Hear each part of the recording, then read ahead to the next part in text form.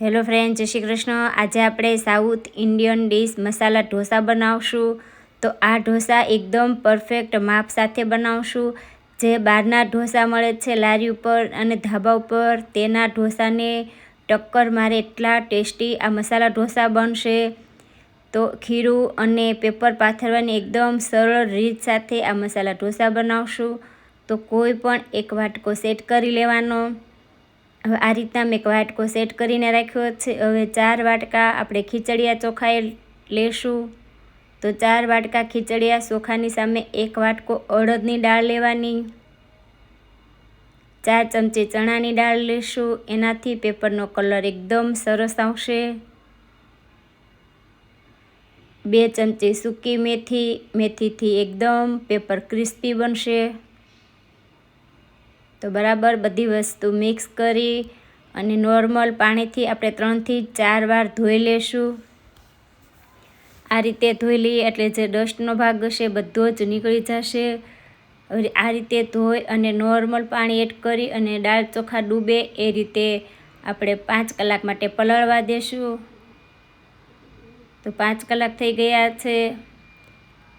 તો આ રીતે ચેક કરી લઈએ તો આપણા દાળ ચોખા એકદમ સરસ રીતે પલળી ગયા। હવે જે વધારાનું પાણી છે એ બધું જ આપણે કાઢી લેશું। તો હવે ખીરું તૈયાર કરી લેશું। તો થોડો મોટો મિક્સર જાર હોય એ રીતે લઈ અને આ રીતે દાળ ચોખા એડ કરશું। તો અડધા જ મિક્સર જાર ભરવાનું છે, વધારે લેવાનું નથી, તો એકદમ સ્મૂથ એવી પેસ્ટ નહીં બને। તો થોડી છાશ એડ કરી અને એકદમ સ્મૂથ એવું આપણે આ ખીરું તૈયાર કરશું। તો જો તમારી છાશ ખાટી અને ઘાટી હોય તો થોડું પાણી એડ કરવાનું, બંને મિક્સમાં લેવાના। તો આ રીતે હાથેથી ચેક કરી લેશું તો સ્મૂથ એવું ખીરું તૈયાર કરવાનું। તો આ રીતે મેં બધું જ ખીરું તૈયાર કરી લીધું। થોડી છાશ અને થોડું પાણી એડ કરી અને આપણે ખીરું તૈયાર કરી લેશું। તો અત્યારે ખીરું આપણું ઘટ છે પણ પછી જોઈએ એમ પાણી એડ કરશું। તો આ ખીરાને આપણે ઢાંકી અને 6 થી 7 કલાક માટે રહેવા દેશું। 5 કલાકમાં પણ સરસ પલળી જશે।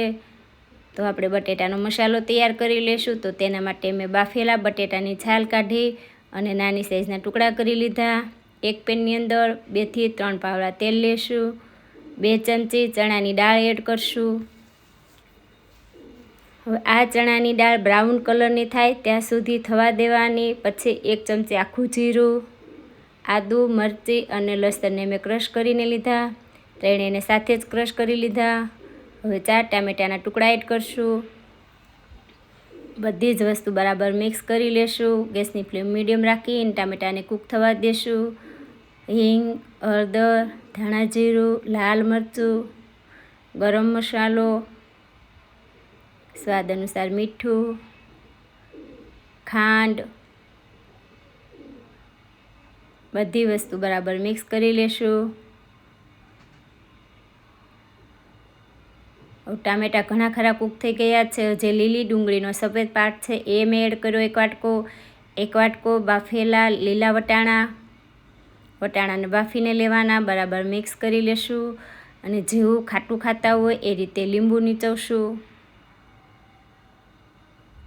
બરાબર મિક્સ કરી અને હવે બાફેલા બટેટા એડ કરશું। તો 1 વાટકો લીલી ડુંગળીનો જે લીલો પાર્ટ હોય છે એ મેં લીધો છે। બરાબર મિક્સ કરી લઈએ। આ મસાલો બરાબર મિક્સ થઈ જાય પછી આપણે 1 વાટકો લીલું લસણ એડ કરશું।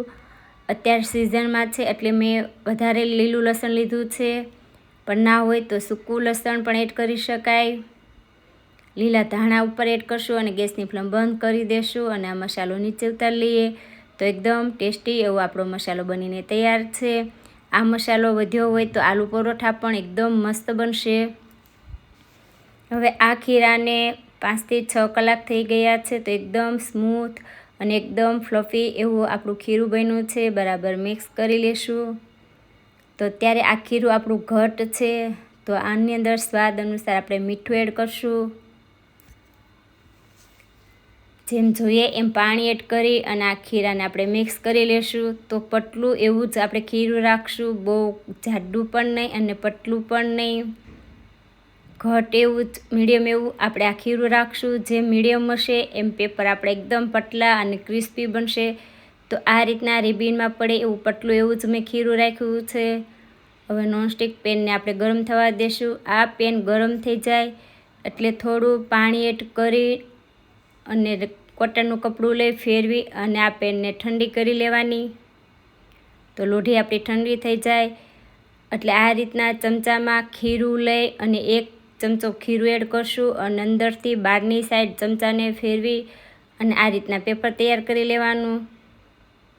ઉપર બટર એડ કરશું. તો ઘરનું અથવા બહારનું કોઈ પણ બટરનો ઉપયોગ કરી શકાય. તો આ રીતે તાવીથાથી બટરને આપણે ફેરવી લેશું અને અમુક જગ્યાએ થોડું જાડું અથવા પતલું હોય તો આ રીતે ફેરવવાથી પેપર એક સરખું બની જશે. તો આ રીતના પેપર આપણું બનીને તૈયાર થઈ ગયું છે.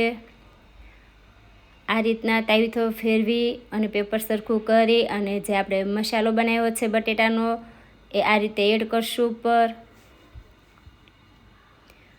હવે તમે ચીઝના શોખીન હોય તો આ રીતે ઉપર ચીઝ ખમણી લેવાનું